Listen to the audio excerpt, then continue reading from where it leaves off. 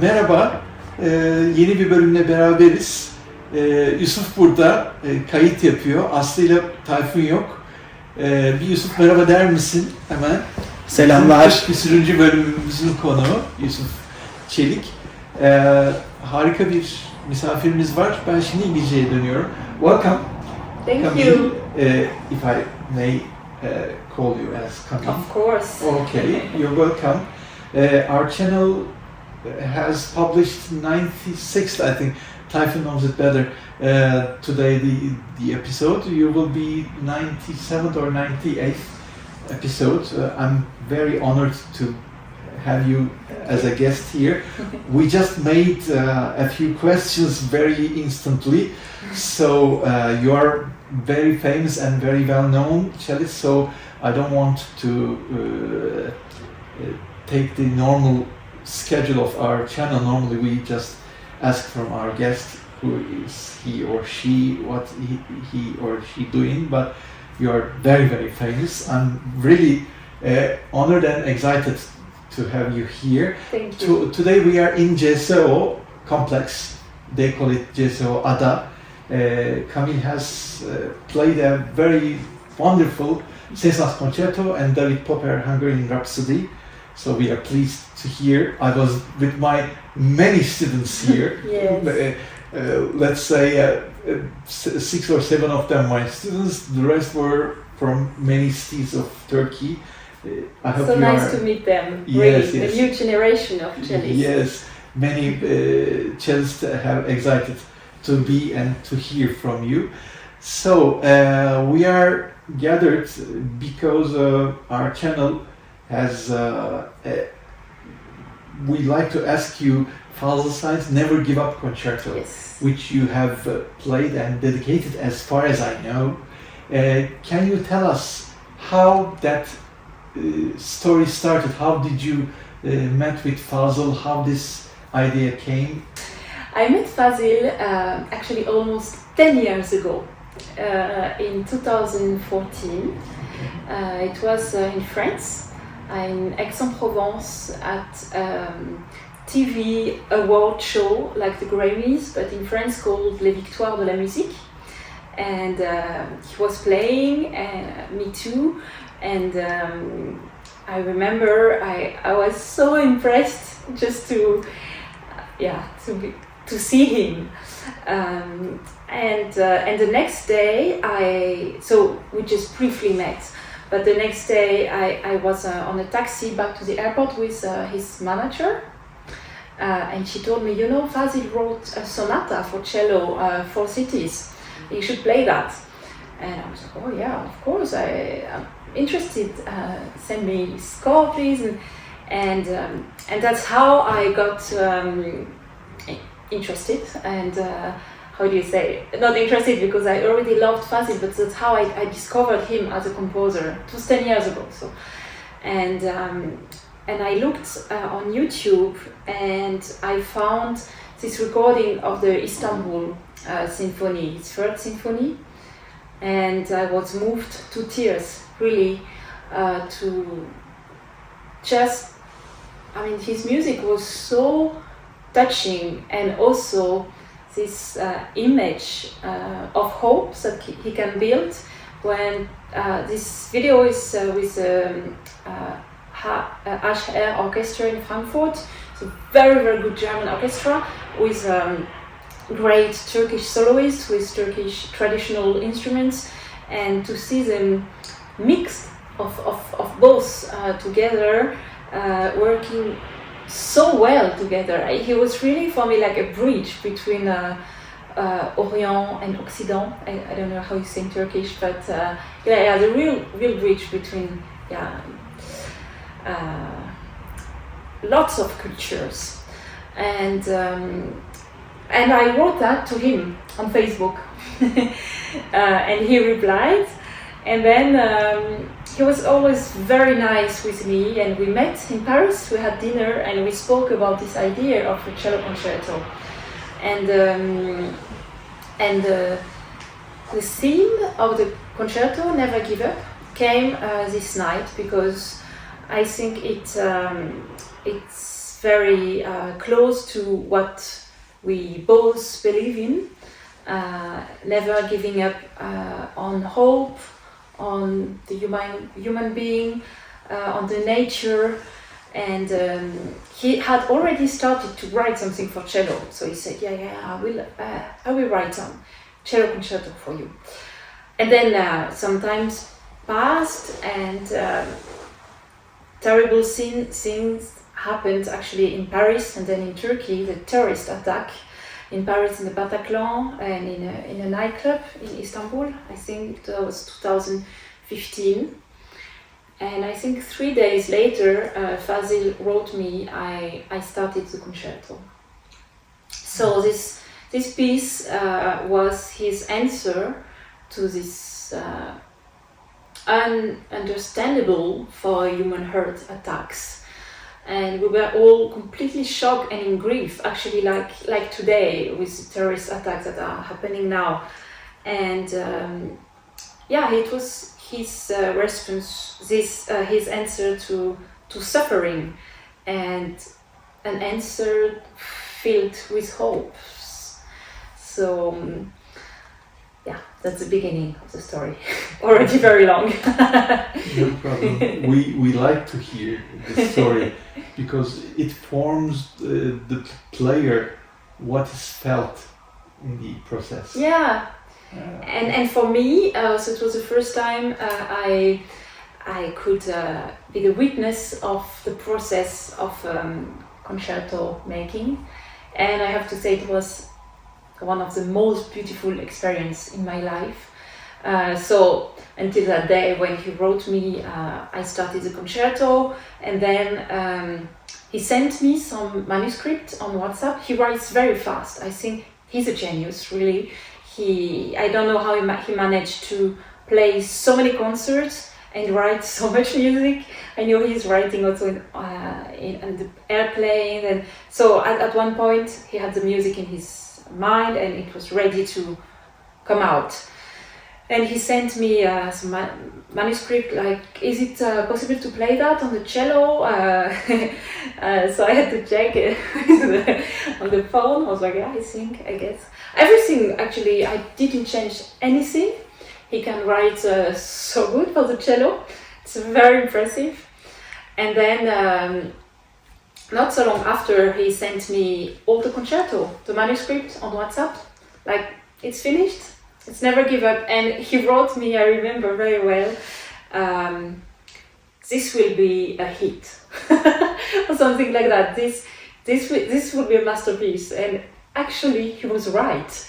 And it's interesting to see. I think, when you compose something or when you play a great concert, you know if it's great or not. And there is something in this concerto that, came from his heart and also came from somehow it's the message, a message that he wanted to give to the world, and the cello. The cello is the instrument of the human voice. We all very often say that, but what I feel in this concerto is that the cello is like a person speaking about our days, about what we all experience, and that's why it's such a powerful music. That's also why I think, every time I played it already more than 40 times, I think. Yes, I was going to ask you. People are crying, but it's just talking to them about things that they experienced, and I will speak after that about the experience of the concerto, but the question I forgot. it makes, with our research, I can speak very definite, it makes this concerto the most frequent played Turkish cello concerto which ever written. Wow. I'm feeling I'm making a interview with Janus Vihan about Dvorak concerto. It's kind of the same feeling to me, or Dr. Saracen about Eller concerto. It will be, for sure. Maybe 40 years people will say, oh, she was the girl that recorded the concerto, and we are speaking about the same thing. Yes, such an honor, really. As I said, it was the most beautiful gift in my life. Yes, I was speaking about this, how it all happened. So then after receiving the score, I decided I want to speak with him and go to him, because when do you have the chance to ask a composer what he wanted to have, you know? So it was my first time in Istanbul, actually, I think, and he welcomed me to his place, and I remember that so well. It was 8 years ago, but he played the orchestra part on the piano. I was playing the cello. I was so moved. I was like, oh my god, I'm playing with Fazil Say concerto in Istanbul. I was crazy. Have you played in Turkey? Any chance? The concerto? Yeah. Actually, no. There It's very is still interesting. yes. The Turkish premiere still has to be done, and I saw Fazil last week in Amsterdam, and I told him, you know, I played it everywhere, but not in Turkey. But we are waiting to make something big. I don't know. Also, COVID was. Yes, COVID was coming. the main reason, I think. And then the premiere day arrived. It was in Paris in 2016. With the Orchestre de Chambre de Paris at the Théâtre des Champs-Élysées, a very, very beautiful place in Paris. And yeah, the day before, Fazil came to the rehearsal. I remember he's not the type of composer to really tell you how to play. My feeling was that he wants you to be so taken by the music that it becomes your music, and so he was not so picky about details. Sometimes I was asking like, how should I play that? He was like, whatever, what you want. Or something was very difficult, too many notes, and he said, just take some away, it's okay. It's not the main thing, but he said only one thing. And that was so moving. That was in the general rehearsal. He was here with his score, and it was about the second movement.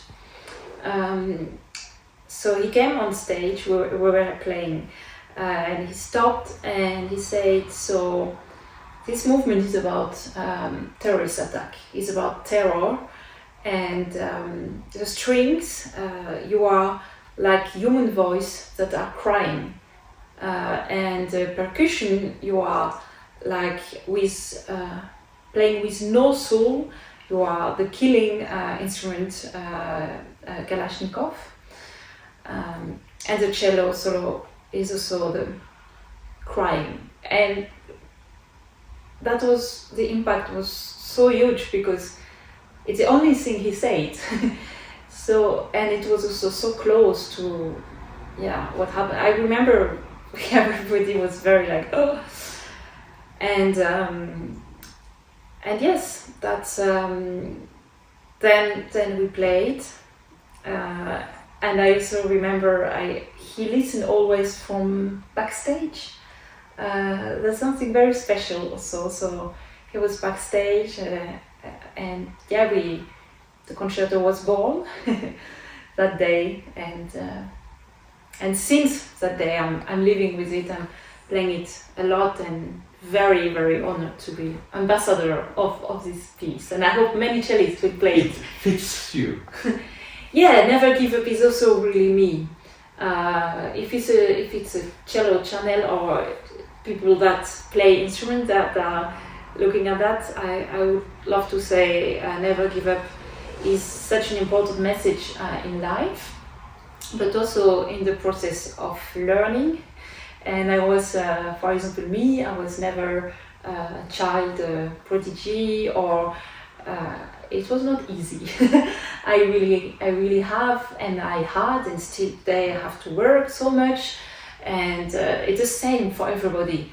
You learn from your mistakes, but you do mistakes, and you have to accept them and not give up too want to be better in order to share the music in the most beautiful way. We are the musicians who has to try every day again, Yes, again, exactly. and again, and again. Yes, you're right. Who was the conductor of first performance? Douglas Boyd, a British conductor. Yeah. Have you played with Neil? Yes, Neil yes. Hi to Neil. Hi, Neil. yes. She's very good friend of you and Fazıl also. Yes. You played with Neil many times, I think. Yes, with Neil, it was a second performance of Never Give Up in Salzburg. Also a concert I will never forget because it was the Father's Day night. So the concert Mozarteum Konzertsaal was full, and it was all about Father's Day music. And so there was also the flute concerto and the cello concerto. I forgot. He played also piano piece and also something with violin, and that's where I met Neil, and it was so great to play this piece with Neil. First, because as a human being, she's unique.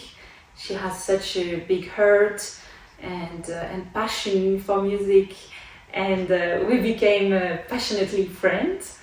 And I don't know, I will not start telling too many stories, but and we played also with very good orchestra, Camerata Salzburg, and that was a great second performance. And then I played it again with Neil in the UK, but also with many different conductors. In Belgium. I recorded it then for Deutsche Grammophon. Yes. It is an honor for Turkish cello music.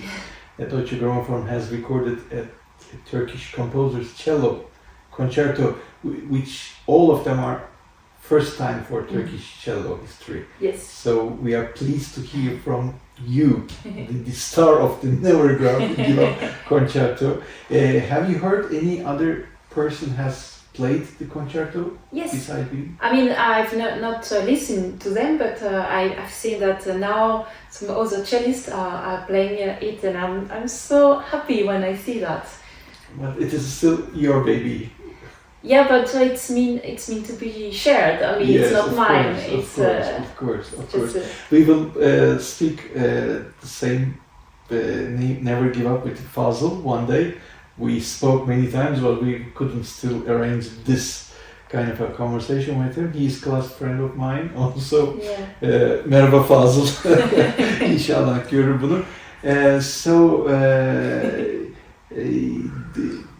Do you want to play some other Turkish piece some other day besides Fazıl's pieces? I would love to. I was fascinated by the thing he recorded during COVID about all Turkish composer. It's many albums, no? I think. Yes. And I listened to that, and I discovered so many great composers, so much great music. So I would be happy, more than happy to play more. You are a good pioneer about these things. We will be very happy when you play one day some pieces you like to play in many areas, many concert halls. It's going to be an honor for us. So thank you for being here, telling us the Never Give Up story. And pleasure. We found time very suddenly. It's not a prepared conversation or meeting. But it's so much better than Zoom. Yes. I don't like Zoom. Yes. I like reality. Yes, you're right. I'm thanking Yusuf also. He you. was here, and we will publish, I hope, the next week, the 29th of October. I hope it will be on air. We'll see. Thank you very much. Thank you. Teşekkür ederim. You're welcome. Bye-bye. Bye.